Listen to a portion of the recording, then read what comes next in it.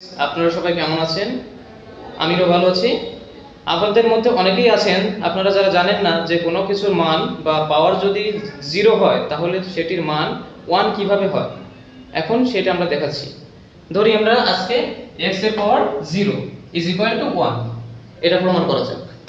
এখন আমরা লিখি x এর পাওয়ার 0 x এর পাওয়ার 0 আমরা x এর পাওয়ার 0 লিখেছি। এখন এখানে আমাদের যে কোনো একটা সংখ্যা নির্বাচন করতে হবে যে সংখ্যা থেকে সেই সংখ্যাটি কি বিয়োগ করব।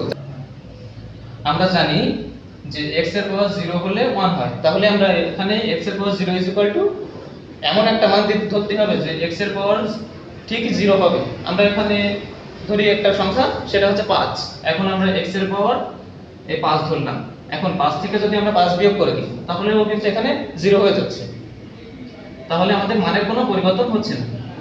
এখন x এর পাওয়ার 5 - 5 এটাকে আমরা লগারিদমের সূত্র অনুসারে বা নিয়ম অনুসারে লিখতে পারি যে x এর পাওয়ার 5 x এর পাওয়ার এই যে মাইনাস রয়েছে, মাইনাস থাকার কারণে কোনো কিছুর মান রিভার্স হয়ে যায়, এই কারণে এই মানটা হবে হচ্ছে 1/5 x ইজ পাওয়ার 5 ডট।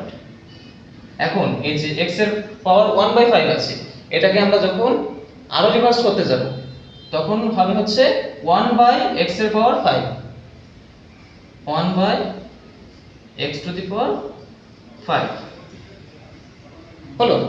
এখন এই x টু দি পাওয়ার 5 এবং এখানে 1/x টু দি পাওয়ার 5 এই দুটো যখন পাশাপাশি ইনটু আকারে আসে তখন দুটো কেটে যাবে, কেটে গেলে ফলাফল আসবে 1।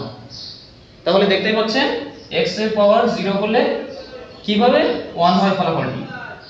এই যে x এর পাওয়ার 0 is equal to x to the power 5 minus 5 x to the power 5 into 1/x to the power 5।